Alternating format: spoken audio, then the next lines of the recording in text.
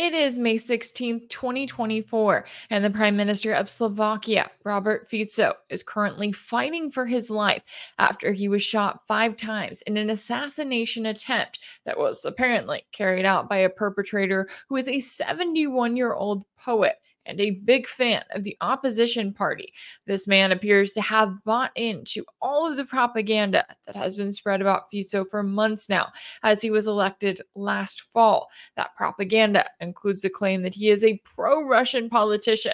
Why? Well, because he thinks that Slovakia shouldn't just be blindly handing military aid over to Ukraine without any sort of checks, any accountability. He's arguing that Slovakia needs to do what is best for their own country, a stance that arguably a lot more Western leaders should have, but they continue to refuse.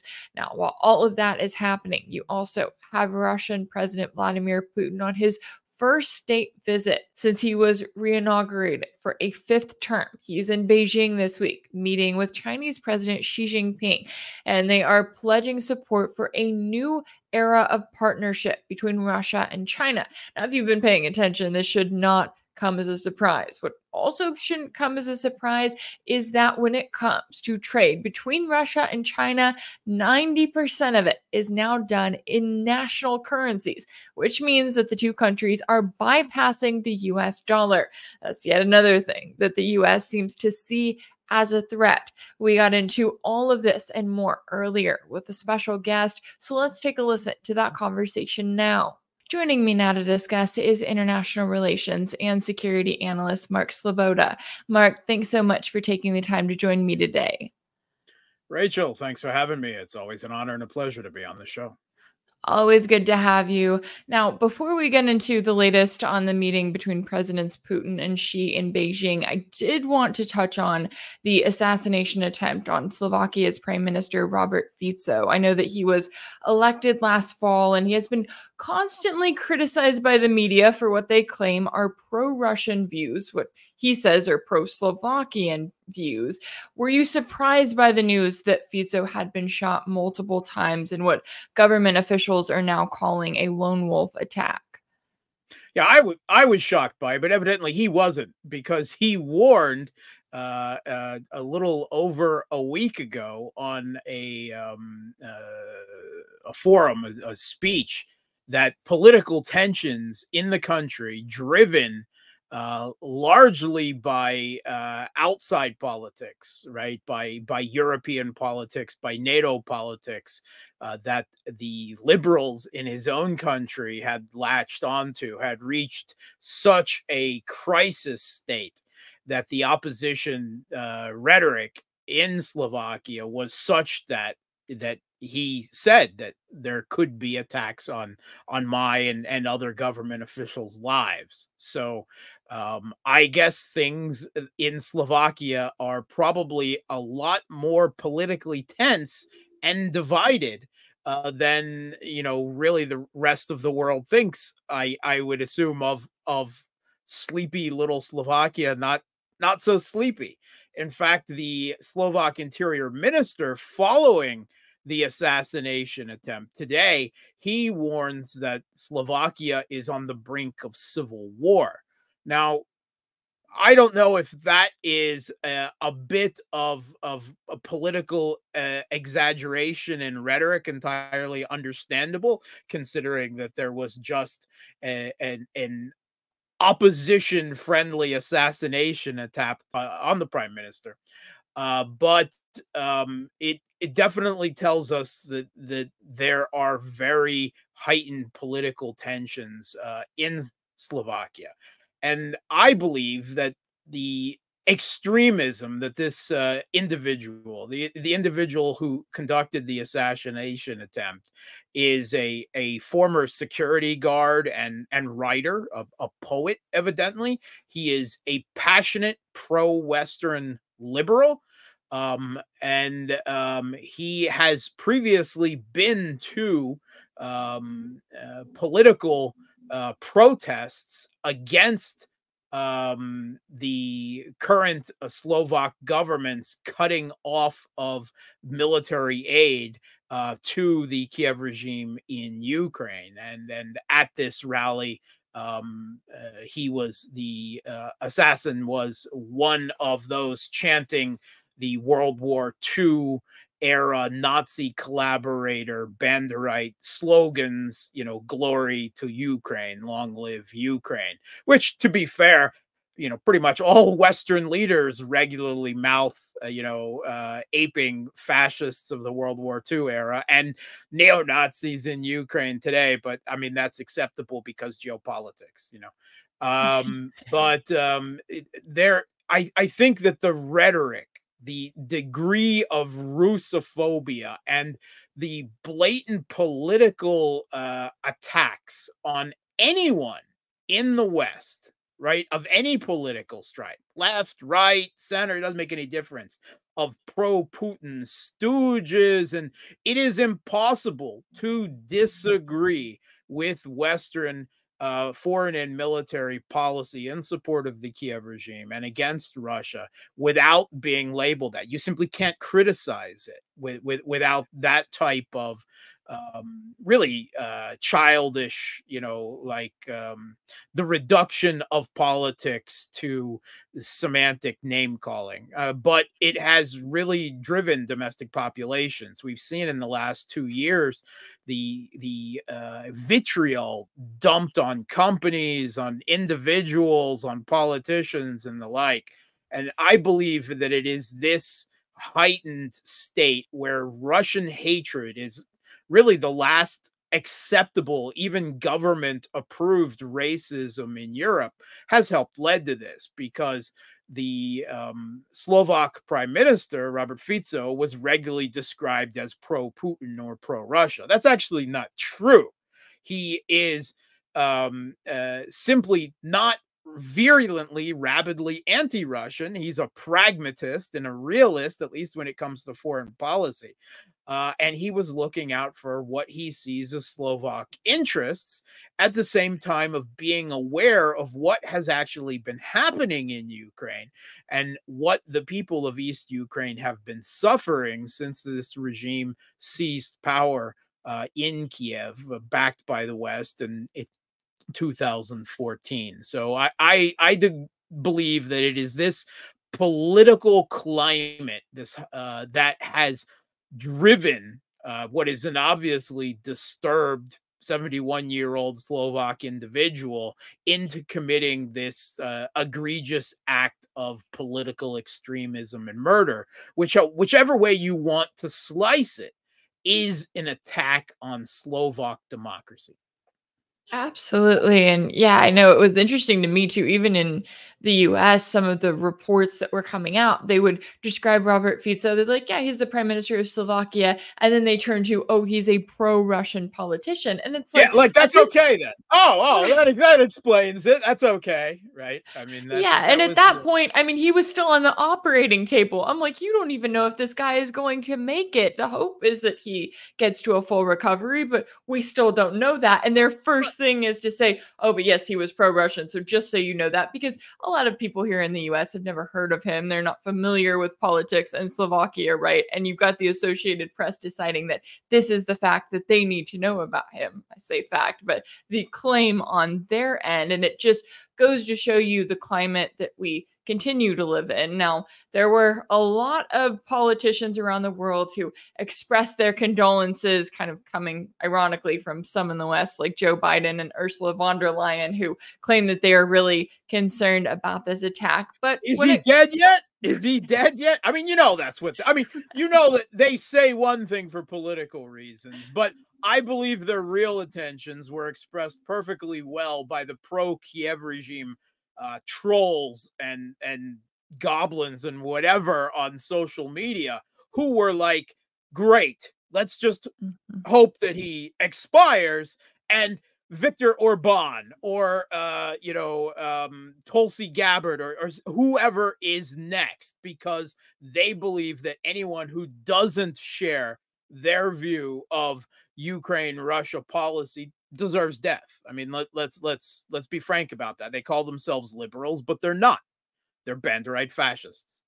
Yeah, sounds like freedom and democracy to me, but I guess as they describe it. Now, one of the world leaders who did express condolences, who at least appears to be legitimate here, and I would think that he is sincere, is Russian President Putin, who is, of course, in Beijing for talks with Chinese President Xi Jinping. Now, this is notably Putin's first foreign trip since he was sworn in for his 5th term. What do you see as the significance of this visit as you have these two leaders who are pledging a new era of partnership between their countries? Yeah, so I mean, it's no question that Russian-Chinese relations have only been continually on the upswing since, well, at least 2010, maybe a few years before that. This is the fact that Putin chose China as his first state visit after his re-inauguration is no surprise.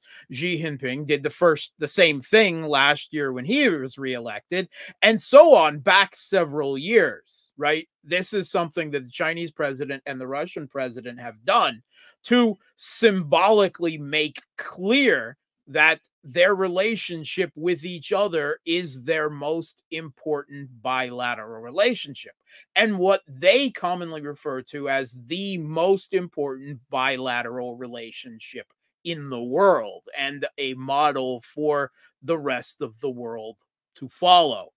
And Putin speaking with the Chinese president right next to him in, the early parts of his 2-day visit, he made clear that while it's symbolic, it is symbolic, and there is an element to that, and he was very clear about that. But he says it's far more than that. And that is also perfectly clear by the size of the Russian delegation that went. It seems like half the Russian government is there, including the former defense secretary, now head of the Security Council, Sergei Shoigu, and the new minister of defense, Andrei Belousov. And that certainly has got to have the Western, Westerners pulling out their hair, considering how they have already routinely accused China of helping Russia's war effort. Although when pressed as to what that is detailed, they simply start talking about dual use trade items like lubricants and machine tools, ignoring the fact that, of course, that China is also Ukraine's biggest trade partner. I mean, but China's the biggest trade partner of 75% of the world. Let's be honest about that. But also the entire pretty much economic team of the Russian government, down even to the head of the Russian central bank, is there. So obviously there are serious economic talks and perhaps papers being signed. We've learned, with this meeting that Russian-Chinese trade, not only is it, of course, continually growing and growing and growing, it's something like more than double what it was when the Russian intervention in the Ukrainian civil conflict began 2 years ago. But it's also now 90% conducted in each other's currency, which is huge. They've cut the dollar out of their business. And this is Russian-Chinese trade is not small by any stretch of the imagination, and it's becoming more and more important to each country with each passing year. So we see Russia and China relations improving economically, militarily, socially, culturally. Putin, on the tail end of his trip, he'll be visiting the Chinese city on the it's in the northwest of China, Harbin, which was actually founded by Russians. There's a very big Russian Chinese citizen population there.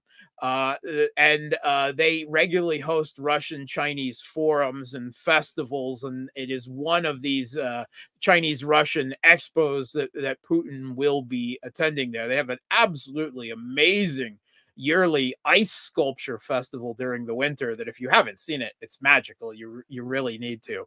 I need to go visit it personally myself. It's on my top trip list or bucket list or whatever they call these things these days. So I think that this is far more than just a symbolic meeting. I think there's very big things going on. We'll have to see. But one of the things that really, I think you can make a really easy comparison, because this state protocol and symbolism do matter. Compare the way that Putin and Russian government officials were meted at the airport in Beijing with red carpet and honor guard and troops in uniform and motorcade and you know, I don't know, practically the keys to the city, compared to the way that, say, Antony Blinken was greeted in Beijing just over a week ago when he was there. No red carpet, no meeting. They found some functionary who was deputy of a mayor of not even Beijing who managed to greet him. And it seemed like he was lucky they even bring a staircase to his plane and he didn't have to just jump down. And the German Chancellor Olaf Scholz was greeted no better when he was there several weeks ago as well. So China making very clear who they regard as their friends and who they do not regard as their friends. Yeah, I guess Blinken's maybe doing okay, or he's nursing his wounds as he's in Kiev enjoying apparently pizza and guitar playing this week. So he's just doing just fine. But, you know, I thought it was interesting too when we heard the comments from Putin when he was talking about it. He specifically noted that the close ties between Russia and China should not be viewed as a threat against any other country, saying, quote, "Our cooperation in world affairs is one of the main stabilizing factors on the international stage. Together, we defend the principles of fairness and the democratic world order based on the multipolar realities and international law." Now, of course, the West is going to claim that this is a threat and that Putin is wrong. But do you think that part of that, or maybe a big part of that, is because Russia and China are actually doing what the US and its allies claim that they're doing when it comes to the existence of their ties and how they have an influence on the international world order?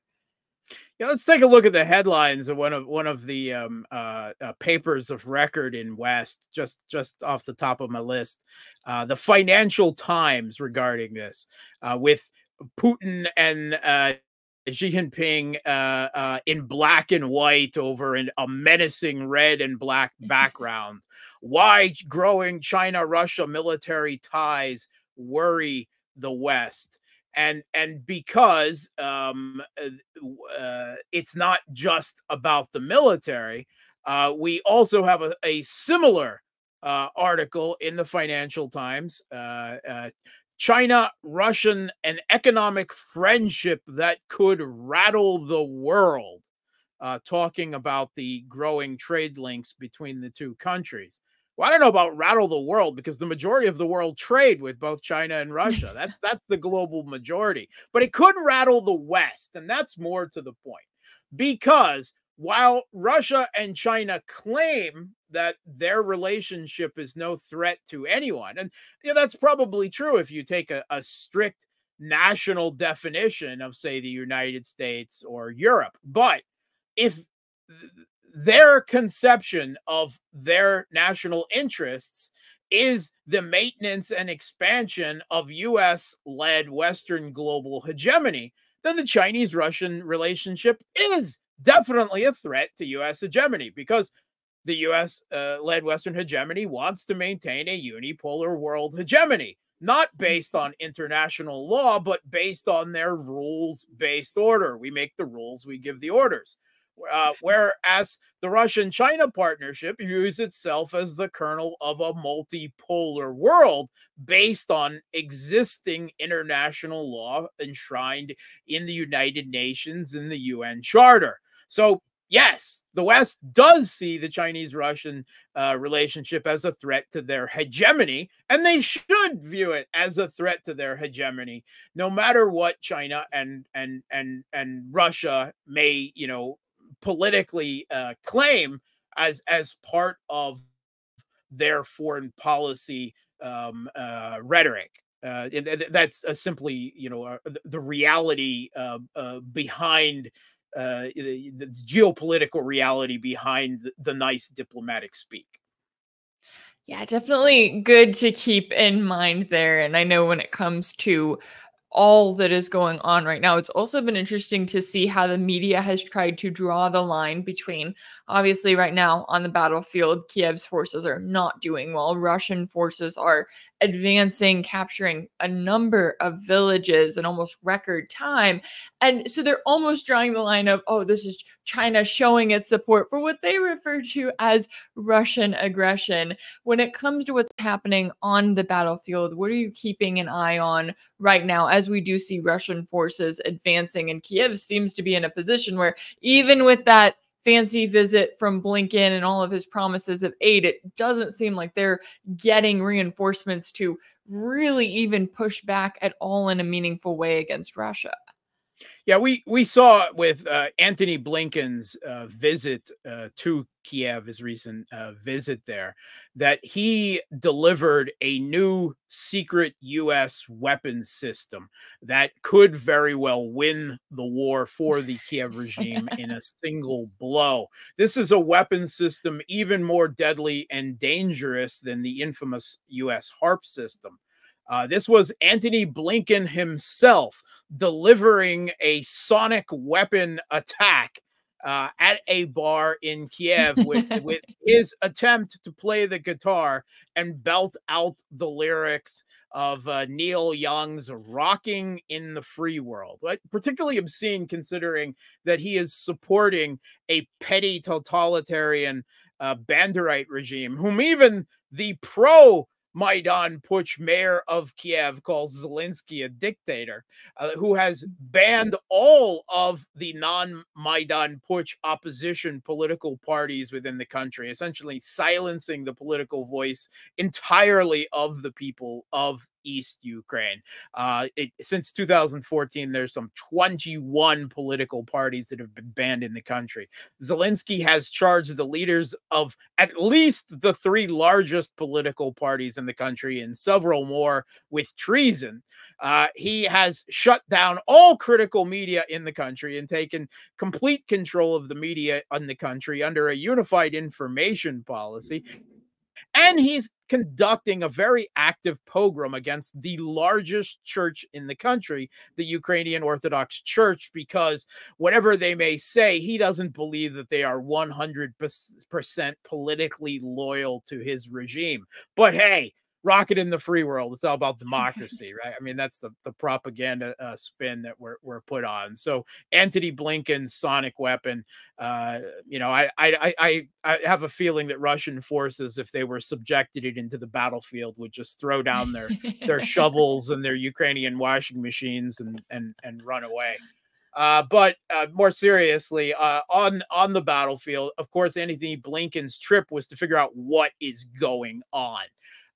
And apparently large sums of almost assuredly Western money in one form or another that was supposed to be spent on Kiev regime fortifications north of Kharkov and an offensive that the Kiev regime has been warning about, a Russian offensive from that direction, from the north, coming for months. They've been warning, and has gone apparently completely wasted and vanished into the black hole of Ukrainian corruption, because there were no defenses, there were no serious defenses, no minefields, not a single minefield that could be found, nothing.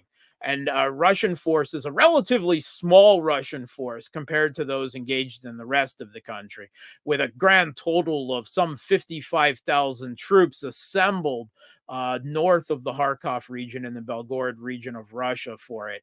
And according to all accounts, only a partial amount of that has actually been used.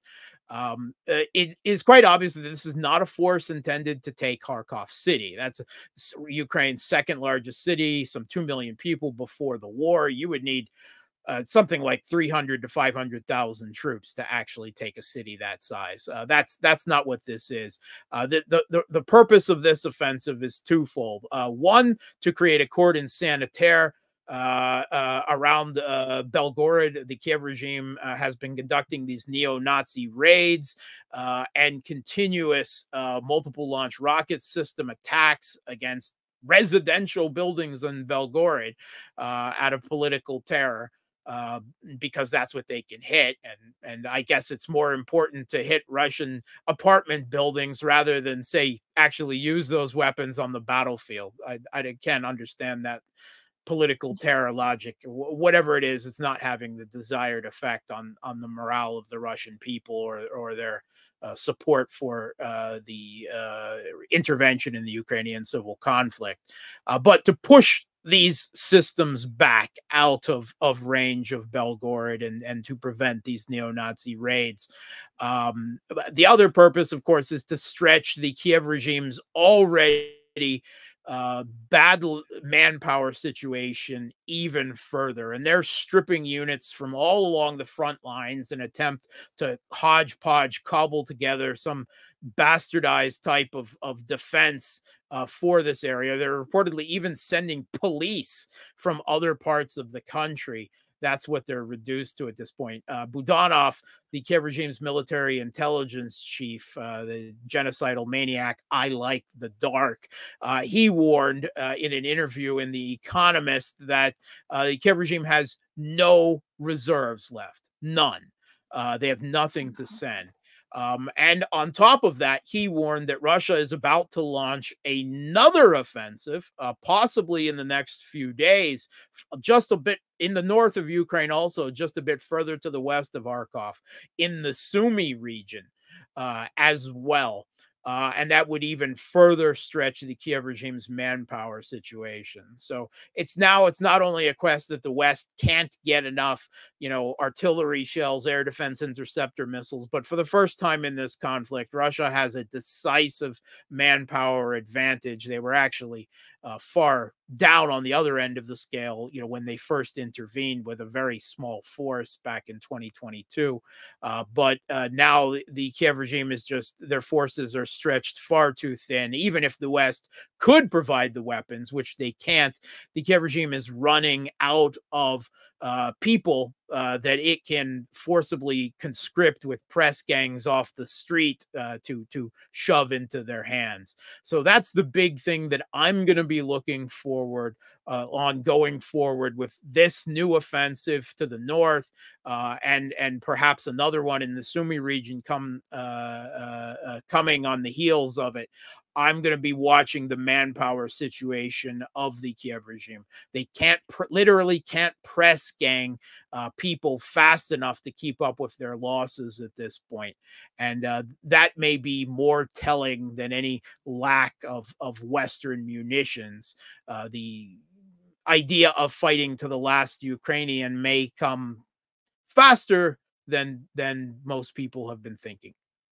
Yeah, wow, certainly a lot at stake here, and it's almost scary to think of NATO getting into a desperate position, but they picked this fight and they continue on in it, and they're getting the results of that as we see Russia continue to press on their end. I really appreciate you taking the time to join me today to break down the latest here. International relations and security analyst Mark Sleboda, thanks so much for your time and insight. Thanks for having me. If anything in this video resonated with you, be sure to like it, share it with your friends, leave a comment. And as always, don't forget to subscribe. And if you want to keep up with all of my work, make sure that you're subscribed to my page on Substack. That's rachelblevins.substack.com. If you want to support my work, you can also check out my page on Patreon. That's patreon.com/rachelblevins. That's where you can sign up as a monthly paid subscriber and join the community there.